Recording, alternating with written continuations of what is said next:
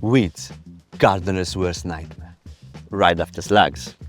They've been lying low all winter, but trust me, they're ready to come back. But with spring around the corner, these little invaders are ready to take over. But not if we stop them first.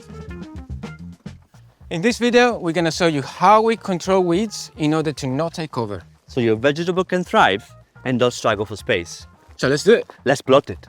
It's March, here is, the North Hemisphere, and you can start seeing like weeds popping up again. This is the time where everything is coming back to life. The whole garden is coming back to life. That's why it's really important to stop the weeds now. During the winter time, you couldn't really see much happening, right?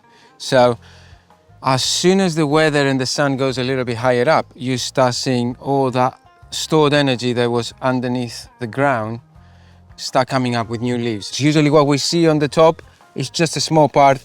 There's a big root system underneath. So that's the point where we need to cut those weeds or even uproot them, depending the weed. Every weed has a different kind of management technique. Don't allow them to get established more.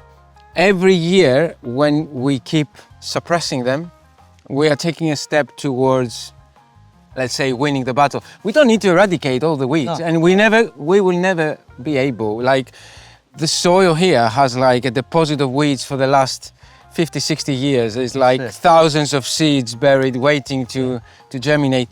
And what germinates is also an indication of what's the condition of our soil. So we also need to take a little bit of an input from the weeds that we have in the ground in order to learn a little bit more about our soil, what we need to do in order to improve it, and what will grow well in these kind of conditions.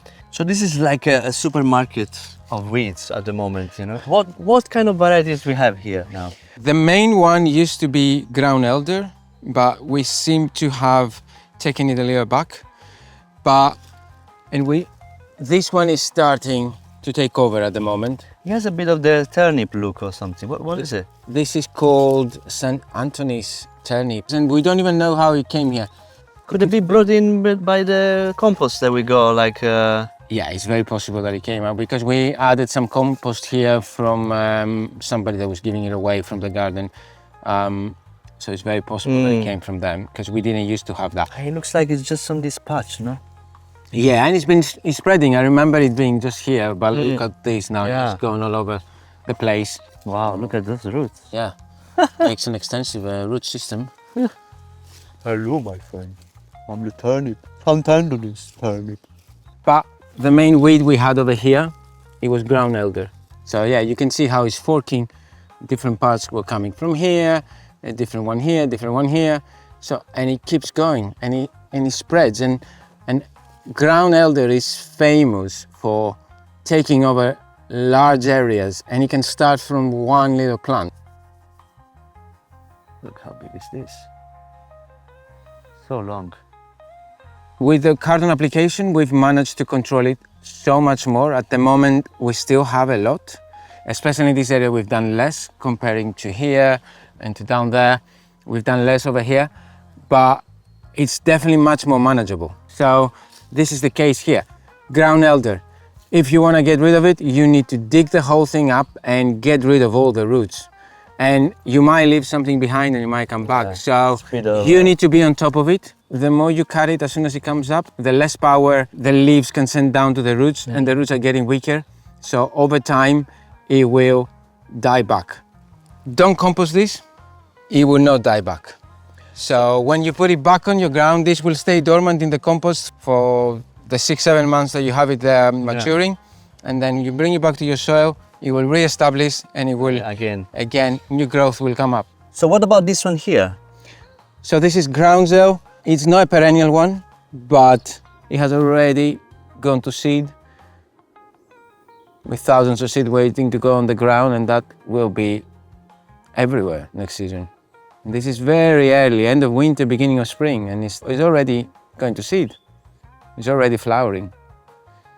Over here, we have Comfrey. We had loads of Comfrey in this area. It's perennial. It has a very, very long taproot. If you dig a little bit in and cut the root growth that is recent, it will probably fork and two plants will come out. He has a quite hairy Yeah, leaf. that's another But ground elder. I think this one is one of the good guys, right? They're all good, to be honest. None of the weeds are bad. As we said, ground elder is edible, and the Romans were using it for nutrition. They were growing it to eat it. With comfrey, lots of people make comfrey tea. Yeah, you just put them in water, or you can just add it to your compost bin directly, right? Yeah. It's really good. It's got lots of nutrition in there. So whatever you take from the ground, you have to put it back. Some people just also, when the leaves are much bigger and you have quite a lot of it, you just chop it and drop it on your plot. You can cut it in smaller pieces, just drop it there. Yeah. Decomposes, goes straight back into the ground. Perfect. And it tells you a lot about the ground here as well, because this is sending a very long taproot looking for the nutrients way down deep. So the things that are missing on the top, this weed is looking further down. So it's giving you information about what your soil needs. So we need to add more organic matter to this area. Yeah. So like here we have dandelion, and we know that dandelion grows in compacted soil and also where there is lack of calcium. So that's also saying something about the soil. Dandelion as well has a long taproot, so it's best to kind of leave it a little bit and try to get most of the root out. See how long the root goes down? And that's spring and it's already quite established. There is more root further down, and this will probably come back again, but if you stay on top of it and you keep removing it, you have less and less. Dandelion is also edible. It has a lot of medicinal properties. Don't compost the root. Either let it dry or make a tea with it. Dandelion was everywhere here. It was so prolific. But slowly, with our intervention, we managed to only have it at the edges of the pathways, and which means like we are really responding to what the weeds have been showing us. By the way, guys, if you like the video, subscribe and like below and leave a comment. Also, if you want us to do like a video about fertilizing with weeds, please leave a comment below and we'll deliver it. We have what we believe is called herb Mercury, quick to go to seeds, and there's thousands of them, very small seeds. This was not here 2 weeks ago, and you see how big it grows so quickly. Loads of grass in this area, and you can see how this small plant, look at how much root it has, but you see how thick the root system is, and it's already going to seed. Look at that.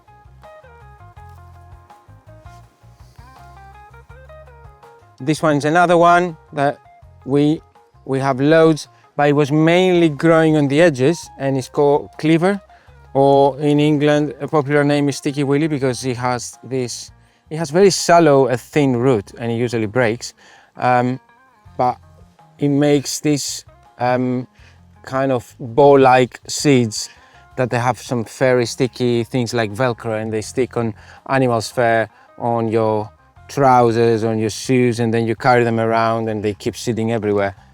And also a really good trivia is that if you make it dry and you use the seeds, you can make a really good coffee-like drink.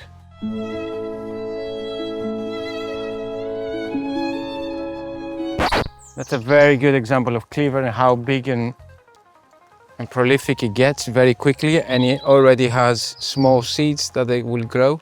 They're probably not viable yet, but you can see, and that's why we call them Sticky Willy. So let's recap. What we got here? So we got ground elder over here. You can see the older root is darker color going further down, whilst the whiter one is new growth going sideways and traveling along the soil. This is dandelion, long taproot. End of winter is already like this. Imagine how it will get later down the line. This is St. Anthony's turnip. Groundsel, very young one, quite developed. Different parts of the plot. You can see the difference. Herb Mercury, no perennial one, is an annual one, but seeds very easily, same as this one. Groundsel and Herb Mercury are annuals. This we believe is called wild lettuce, but again, long taproot, compacted soil, grass, look at this root system underneath, Cleaver or Sticky Willy, Field Speedwell. Again, annual, goes to seed really quickly. Here we have Comfrey, big roots. This root can travel down 4 or 5 meters. It's impossible to get it out. So now we see all these weeds that we have, you know, we pull them out from the ground. But what we do with it? So that's the point where you differentiate. Any taproot, you cannot really compost. Any leaves or any weeds that have no seeds yet, you can compost. The other thing you can do is you can burn them, and some people just put it in the municipality's compost bin, and they let the council take it. So we've seen why it's really important to keep on top of your weeds at the end of the winter, beginning of spring. Do your carton application and mulching on top of your soil and deprive the weeds of light. But remember, it's a long process. We are here in this plot for more than 3 years, and we've done carton application on most places, but there are some sections that we still haven't done it, and that's where most of the problems with weeds are. If you need to watch a video about carton application, click here or somewhere there, or I don't know where. But we are 3 hats in the plot. Where? In the plot. Really? Yeah. Aha! See you on the next one. Bye-bye.